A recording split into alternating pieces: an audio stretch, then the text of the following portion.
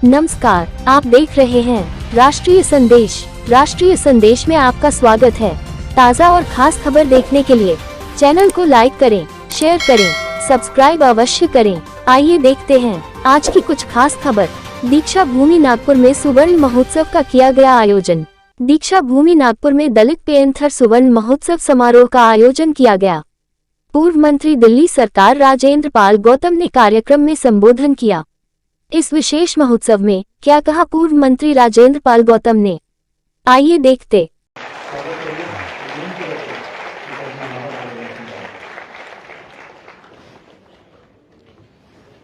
दुनिया को शांति और मानवता का संदेश देने वाले तथागत भगवान बुद्ध, संत गुरु रविदास, संत कबीरदास, गुरु नानक जी, ज्योतिबराव फूले जी, सावित्रीबाई फूले जी, फातिमा शेख जी सहित समाज के सभी महापुरुषों के चरणों में कोटि कोटि नमन।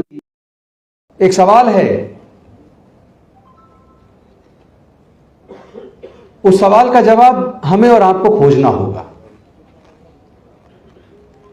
सवाल यह है कि डॉक्टर बाबा साहेब अंबेडकर जी ने अपने 4 बच्चे हमारे लिए गंवाए। माता रमाबाई को जवानी में हमारे लिए गंवा दिया और अपनी पूरी जिंदगी जलाकर हमारे जीवन में रोशनी दी। उन्होंने ऐसा क्यों किया? क्या जिस तरह की उम्मीद वो हमसे रखते थे, क्या हम लोग उन उम्मीदों पर खरे उतरे? क्या उन्होंने इसीलिए रिजर्वेशन की व्यवस्था की कि हमारे लोग पढ़ेंगे लिखेंगे, ब्यूरोक्रेट्स बनेंगे, प्रोफेसर्स बनेंगे, डॉक्टर, इंजीनियर, कलेक्टर बनेंगे, जज बनेंगे और बनने के बाद अपने परिवार तक सीमित रह जाएंगे? क्या उन्होंने इसीलिए राजनीति में रिप्रेजेंटेशन की व्यवस्था की थी कि हमारे लोग ग्राम पंचायत के प्रधान, जिला पंचायत, विधानसभा या संसद के अंदर सांसद बन के, मंत्री बन के और केवल मौज मस्ती में लग जाएंगे?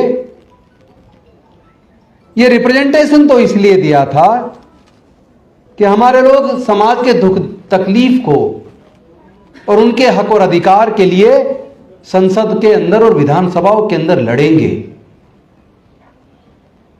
लेकिन क्या यह जिम्मेदारी हमारे पब्लिक रिप्रेजेंटेटिव्स ने पूरी की? जो रिप्रेजेंटेशन हमें दिया वो एक जिम्मेदारी थी, एक दायित्व था। क्या हम लोगों ने उस दायित्व को निभाया? यह सवाल हमें अपने से पूछना चाहिए। उन्होंने जो जाति तोड़क मंडल के सामने 1935 का जो भाषण लिखा, जिसमें आयोजक कुछ परिवर्तन करवाना चाहते थे, लेकिन डॉक्टर बाबा साहेब अंबेडकर जी ने कहा मैं तो एक कोमा और मात्रा भी नहीं हटाऊंगा। और वो फिर एनालिसिस ऑफ कास्ट के रूप में, एक पुस्तक के रूप में हमारे सामने आया। मैं समझता हूं इस सामाजिक व्यवस्था का इतना सुंदर चित्रण, इतना बेहतरीन रिसर्च और इस सामाजिक व्यवस्था का इतना अच्छा ऑपरेशन शायद जो एनालिसिस ऑफ कास्ट के अंदर है वो किसी दूसरी पुस्तक में नहीं मिलेगा। और जो बात वो समझाना चाहते थे वो बात उन लोगों ने तो समझ ली जिन्होंने उस सामाजिक व्यवस्था का निर्माण किया, लेकिन वो बात उन लोगों ने नहीं समझी जिनको वो समझाना चाहते थे। वो लोगों को बताना चाहते थे कि तुम देश में 88% होने के बावजूद हजारों साल से गुलाम क्यों रहे, उसके कारण क्या है। उस कारण को समझाने का उन्होंने प्रयास किया और उस बीमारी का इलाज करने का प्रयास किया।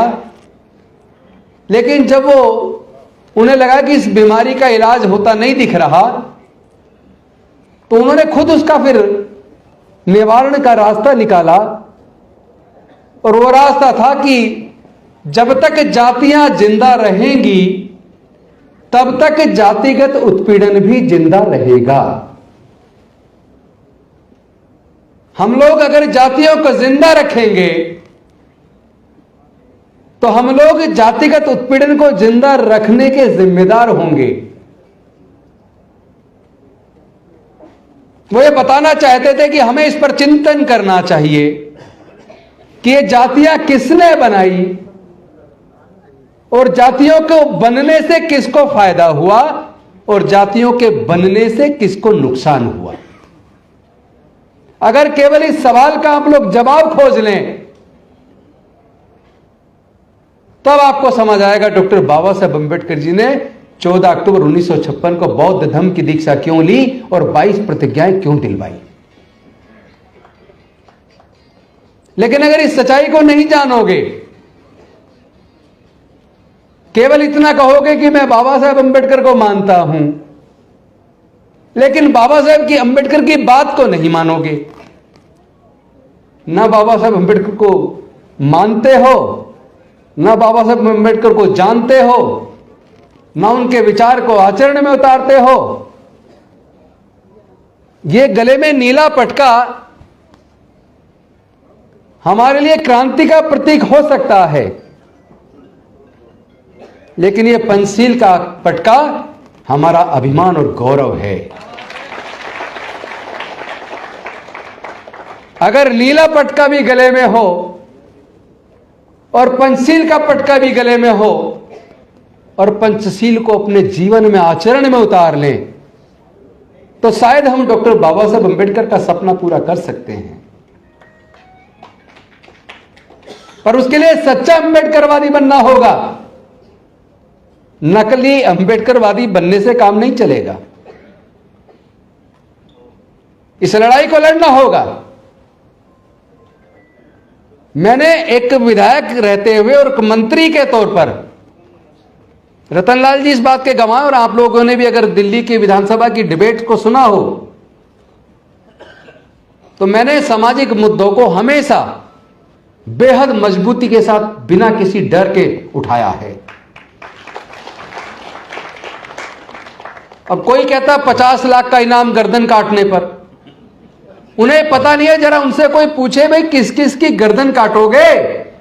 सच्चा अंबेडकरवादी कभी डर नहीं सकता, और डर तो दूर की बात है, वो आसानी से कभी मर भी नहीं सकता। हमारे अंदर जो खून का प्रवाह है वो डॉक्टर बाबा साहब अंबेडकर का खून है। उसको डराने की कोशिश मत करना। डर तो तुम्हारे व्यवहार में और नजर आ रहा है।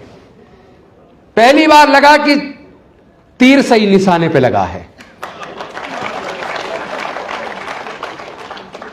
चूंकि ये लड़ाई तलवार से, तीर से, बंदूक से नहीं लड़ी जा सकती।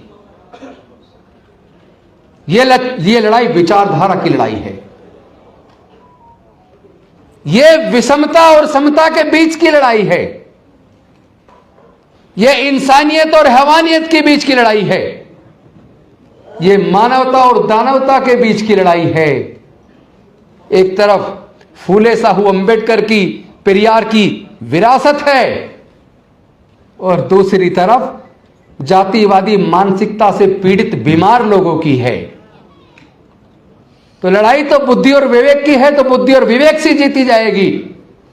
अनफॉर्चुनेटली हमारे लोग बहुत ही ज्यादा भावुक और भोले हैं, भावुकता से लड़ाई लड़ते हैं और हार जाते हैं। जब डॉक्टर बाबा साहब अंबेडकर आपको बुद्धि और विवेक की बात करके गए, तथागत बुद्ध ने कहा अत्यदीप भव, अपना दीपक स्वयं बनो। किसी बात को इसलिए मत मानो बड़े किसी धर्मशास्त्र में लिखी है, किसी बहुत बड़े व्यक्ति ने कही है।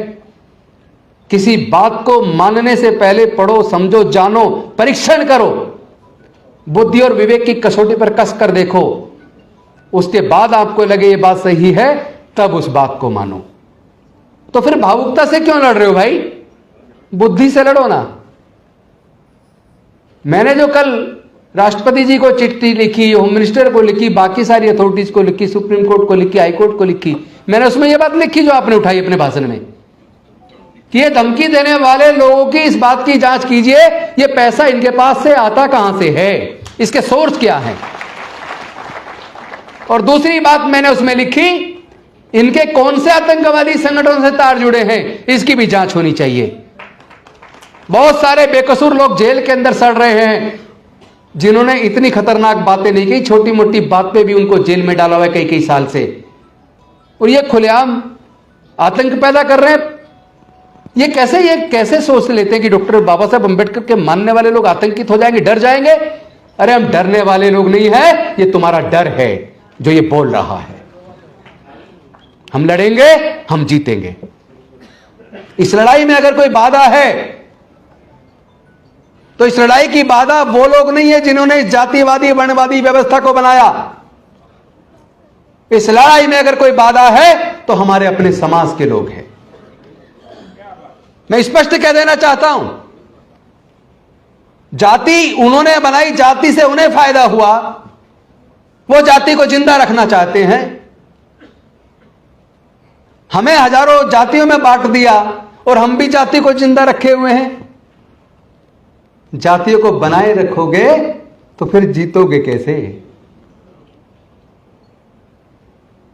अरे आपको अगर मेरे शब्दों में जरा सा भी झूठ नजर आए तो राजेंद्र गौतम की गर्दन काट देना। जितने दलित बहुजन है, जरा सबके ब्लड के नमूने लेकर अच्छी से अच्छी लैब में जांच करा लो तो डीएनए से पता लगेगा हमारा खून एक है। अगर हमारा खून एक है तो फिर आपस में रोटी बेटी का रिश्ता करने में दिक्कत क्यों है?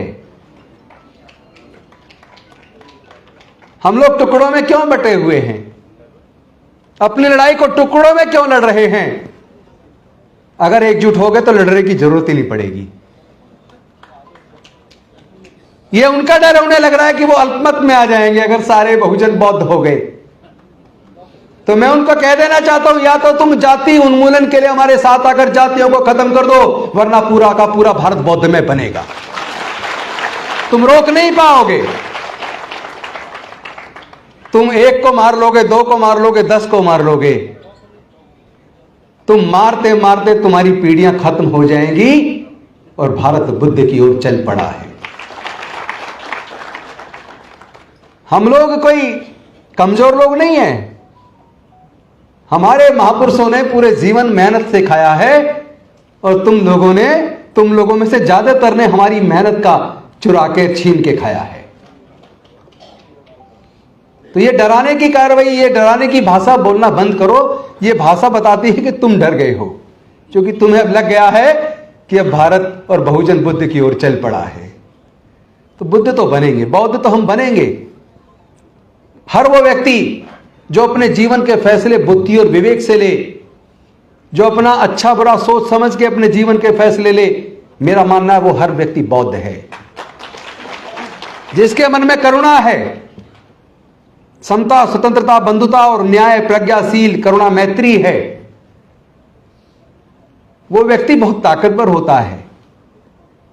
गाली गलौज करने वाला आदमी, धमकी देने वाला आदमी बेहद कमजोर, डरपोक और कायर होता है। हमारे लोग डरपोक और कायर नहीं है।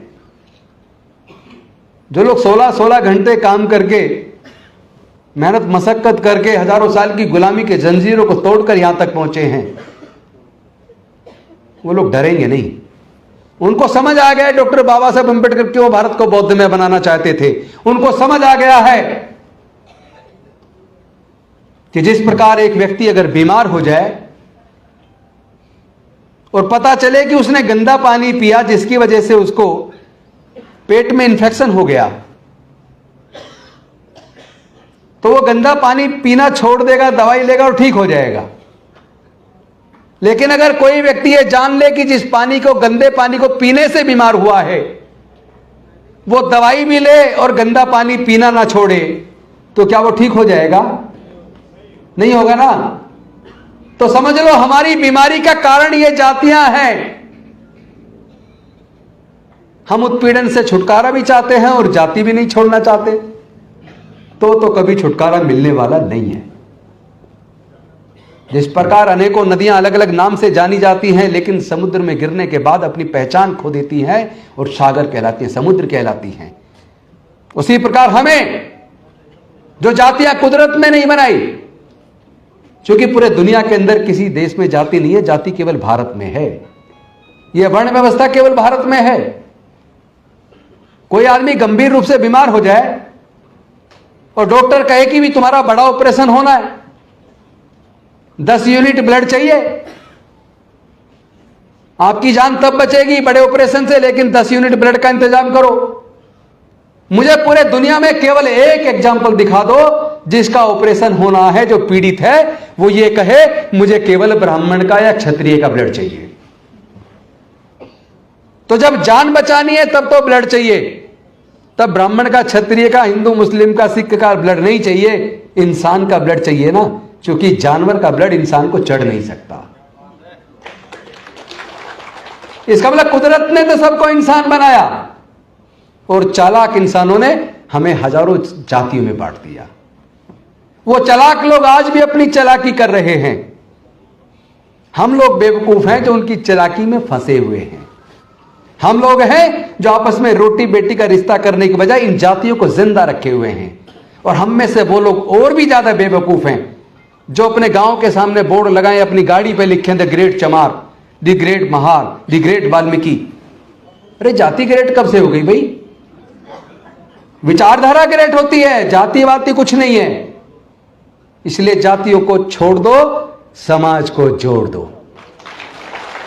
हमने नारा दिया मिशन जय भीम के माध्यम से, जाति छोड़ो समाज जोड़ो, बौद्ध धर्म की क्या पहचान, मानव मानव एक समान। और मेरे सामने विकल्प दो में से एक था। रतनलाल जी घर पे बैठे हुए थे, कई सारे भाई लोग बैठे चर्चा कर रहे थे किसी मुद्दे पर। हमारे विचार में थोड़ा सा मतभेद भी था, लेकिन जब बुद्ध ने कहा बुद्धि और विवेक से फैसले लो, तो हमने बुद्धि और विवेक का इस्तेमाल किया। नजरिया अलग हो सकती है, 7 जज कहते और 6 कहते हैं ये होना चाहिए, 7 का मान लिया जाता है, 6 का नहीं माना जाता। लेकिन दोनों अपने जजमेंट के लिए रीजनिंग देते हैं। Being an advocate I know it. दोनों पक्ष के जजेस अपने अपने जजमेंट के फेवर में लॉजिक देते हैं, रीजनिंग देते हैं। तो रीजनिंग अपनी अपनी है। मुझे दो में से एक बात चुननी थी, या तो मैं अपने समाज के हक अधिकार की लड़ाई को लड़ने के लिए डॉक्टर बाबा साहब अम्बेडकर के रास्ते पे चलूं, या फिर मैं जैसे लोग जिंदगी भर मंत्री बने रहते आए तो मैं भी फिर मंत्री बना रहूं। मुझे लगा कि मुझे अपने समाज के हक अधिकार की लड़ाई को लड़ने के लिए डॉक्टर बाबा साहब अम्बेडकर के रास्ते पे चलना चाहिए, इसलिए मैंने वो रास्ता चुना, इसलिए मैंने रिजाइन किया। जो लोग 22 प्रतिज्ञाओं की ऊपर की 3-4 प्रतिज्ञाओं का विरोध कर रहे हैं, मैं सच बता रहा हूं, विरोध करने वालों ने 22 प्रतिज्ञाओं को पढ़ा नहीं होगा। जिस दिन पढ़ लेंगे ना, उस दिन उनके दिमाग के जो अंदर जो कीचड़ जमी है वो साफ हो जाएगी। जब थाने के अंदर पूछताछ के लिए मुझे बुलाया, एसएचओ ने जो जो सवाल लिखे, मैंने उन सवालों के जवाब दे दिए। उसके सवाल पूरे हो गए। मैंने कहा आपके सवाल और कोई है? कह रहा जी और कोई सवाल नहीं है। तो मैंने कहा फिर मैं चलता हूं। कह रहे नहीं 1 मिनट रुको, मैं डीसीपी से बात कर लूं। उसने डीसीपी से बात की। डीसीपी ने कहा कि ये जो जवाब इन्होंने दिए हैं सवालों के, मुझे लेके आ जाओ। एसएचओ कहने जी आप थोड़ा यहां बैठो, चाय वाय पियो, मैं जरा ये बयान डीसीपी को पढ़वा के आता हूं। मैंने कहा भाई टेक्निकली इतना दुनिया आगे बढ़ गई है, व्हाट्सएप कर दो, पढ़ लेंगी। उन्होंने फिर डीसीपी को फोन किया, उन्होंने कहा नहीं नहीं आप लेके आओ। मैं तो समझ रहा था कि डीसीपी नहीं बुला रहा, ये तो बेवकूफ बना रहा है, हमें बेवकूफ समझ रहा है, पर हम बेवकूफ नहीं है। बेसिकली बीजेपी का मुख्यालय वहां से करीब 5 किलोमीटर दूरी पे था, दीनदयाल उपाध्याय मार्ग पर, जहां बीजेपी के बड़े नेता और उनके वकीलों की फौज बैठी हुई थी। वो वहां गए, उन्होंने सवालों के जवाब पढ़े और पढ़ के देखा यार ये तो सारी इतनी तार्किक बात है, इसका तो कोई हमारे पास भी जवाब नहीं है। तो उन्होंने 3 जवाब और एसएचओ को लिख के भेजे कि ये और पूछ लो। एसएचओ वापस आए, मैंने कहा भाई आ गए? हाँ आ गए। मैंने कहा बताओ क्या क्या सवाल है? 3 सवाल में से मैंने 2 के जवाब देके जो तीसरा सवाल था वो मैं आपको बताना चाहता हूं। उनका क्वेश्चन था, क्या ये 22 प्रतिज्ञाएं जो 14 अक्टूबर 1956 को डॉक्टर बाबा साहेब अम्बेडकर जी ने उस वक्त अपने लाखों अनुयायियों को दी थी और उस वक्त दोहराई गई थी, क्या ये 22 प्रतिज्ञाएं आज भी उतनी ही प्रासंगिक हैं जितनी उस वक्त थी? मैंने लेके 56 से बाद का, चूंकि 56 तक तो बाबा साहेब का हो गया, 56 से आज तक की जितनी बड़ी घटनाएं हमारे साथ उत्पीड़न की घटी हैं उनका हवाला देते हुए, और इंद्र मेघवाल का, हाथरस की बेटी का, प्रतापगढ़ में मूर्ति छोड़ने पे हत्या का सारी घटनाक्रम देते हुए, और जगन्नाथपुरी के मंदिर की घटना की राष्ट्रपति रहते हुए रामनाथ कोविंद जी को भी मंदिर में घुसने नहीं दिया कि तुम राष्ट्रपति हो लेकिन दलित हो इसलिए मंदिर में नहीं घुस सकते। इस सारा हवाला देते हुए मैंने कहा, इन परिस्थितियों से प्रतीत होता है कि जो परिस्थितियां उस वक्त थी वो खत्म नहीं हुई है। इन 22 प्रतिज्ञाओं की प्रासंगिकता आज भी उतनी है। उसके बाद तो फिर वो फंस गए, उनके पास जवाब नहीं है, क्योंकि इसका जवाब केवल बौद्धमय भारत है। भारत तो बुद्धि और विवेक से चलेगा, भावनाओं से नहीं चलेगा, और भारत किसी के बाप की बपोती भी नहीं है। वो हत्या कर रहे हैं, वो तो घड़ा छूने पर आज भी हमारे बच्चों की हत्या कर रहे हैं, वो तो मंदिर में घुसने पर, मूर्ति छूने पर आज भी हमारे भाइयों का कत्ल कर रहे हैं। मतलब आप हमारी हत्या करते आ रहे हो हजारों साल तक, उस दर्द का तुम्हें एहसास नहीं है, और हमारी 22 प्रतिज्ञाओं से तुम्हें दर्द हो गया। अगर ये तुम्हें दर्द हो रहा है तो जब तक तुम जातिवाद को जड़ से खत्म करने के लिए हमारे साथ नहीं आते, ये दर्द हम तुम्हें बार बार देंगे। और ये गुलामी और ये उत्पीड़न हमें स्वीकार नहीं है। हमारा दिल रोता है जब अखबार में देखते हैं या टीवी पे देखते हैं या व्हाट्सएप पे हमारे पास रोज घटनाएं पूरे देश से आती हैं। क्या हमारे लोग इंसान नहीं है? क्या हमारी बहनें नहीं है? क्या हमारे भाइयों का जब कत्ल होता तो कत्ल नहीं है? क्या हमारे दर्द का एहसास भी वो लोग कभी करेंगे या नहीं करेंगे? वो तो हमारे लोगों की हत्या करने में गौरव समझते हैं। ये चलने वाला नहीं है। हम मर सकते हैं, किसी कीमत पर झुक नहीं सकते। हम लड़ेंगे भी और जीतेंगे भी। और जो रतनलाल जी कह रहे थे ना कि केवल शांति और मानवता से काम नहीं चलेगा, यह काम लाठी डंडे और गोली से भी नहीं चलेगा। क्योंकि मेरा यह मानना है, मैं बाबा साहब को मानता हूं, तथागत बुद्ध को मानता हूं, फूले साहब अम्बेडकर की विरासत को आगे बढ़ाने का मेरा संकल्प है। यह लड़ाई हथियारों से नहीं लड़ी जा सकती, क्योंकि यह लड़ाई विचारधारा की है। इसे विचारधारा से लड़ना होगा, भावनाओं से नहीं लड़ना होगा। बस एक ही तरीका, बहुत आसान तरीका है, लठ जलाने की जरूरत ही नहीं है, खून बहाने की भी जरूरत नहीं है। केवल डॉक्टर बाबा साहेब अम्बेडकर के संविधान पे चल जाओ। जातियों को छोड़ दो, समाज को जोड़ दो। जब ये समाज पूरा एकजुट होकर बौद्धमय भारत बनेगा तो पूरी दुनिया के बौद्ध देश हमारे साथ खड़े हो जाएंगे। और बहुजनों में से आधे भी अगर बौद्ध बन गए, आधे भी, तो भारत के अंदर 50 करोड़ लोग जब बौद्ध होंगे तो अल्पमत में कौन होगा? कौन होगा अल्पमत में? वही होगा जो हमें डराने की कोशिश कर रहा है। एक्चुअली वो हमें नहीं डरा रहा, उसका डर, उससे ये खामेखा कि उसे पागलपन के दौरे पड़ने शुरू हो जाते हैं ना। ये हमारे संघर्ष की जीत है। मैं इसे अपने संघर्ष की जीत मानता हूं कि पहली बार आरएसएस चीफ को आके यह कहना पड़ा कि अब वर्ण व्यवस्था और जातिवाद खत्म होना चाहिए। अब यह तय समाज को नहीं करना चाहिए कौन घोड़ी पर चढ़ेगा कौन नहीं चढ़ेगा। सबके जलाशय, मंदिर, कब्रिस्तान एक होने चाहिए। यह पहली बार आरएसएस ने बोला है। यह आपकी विचारधारा की और आपकी एकता की जीत है। यह डॉक्टर अंबेडकरवाद की जीत है। इसको भी और आगे बढ़ाना है, क्योंकि अभी तो केवल मन में नहीं है, जुबान पे आया है। अभी उन्हें मन में भी स्वीकार करना पड़ेगा।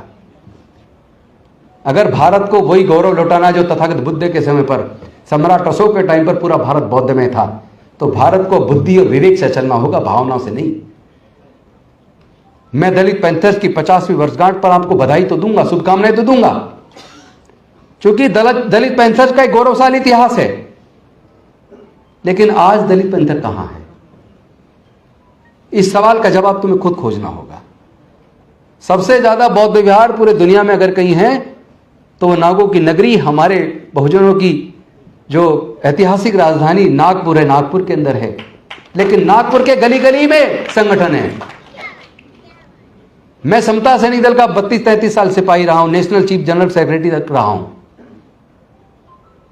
सालों तक कोर्ट में केस भुगते हमने। लेकिन मैं एक बात कहना चाहता हूं, हम ही लोगों ने हजारों संगठन बना दिए, समता सैनिक दल के कई टुकड़े बना दिए, आरपीआई के कई टुकड़े बना दिए, भारतीय बौद्ध महासभा के कई टुकड़े बना दिए। जब हमारा विचारधारा एक है, लक्ष्य एक है, तो फिर हम टुकड़े में क्यों बटे हैं? और जाति बीमारी का कारण है, तो हम जातियों में क्यों बटे हैं? बस इस सवाल का जवाब खोज लीजिए, आपको आजादी मिल जाएगी। आप फिर से प्रबुद्ध भारत, बाबा साहब का बौद्ध में भारत का निर्माण कर पाएंगे, बाबा साहब के सपनों को पूरा कर पाएंगे। आपने मुझे सम्मान दिया, बोलने का मौका दिया, इसके लिए मैं आपका आभार व्यक्त करता हूं। बहुत बहुत धन्यवाद। नमो बुद्धाय। जय भीम, जय भारत।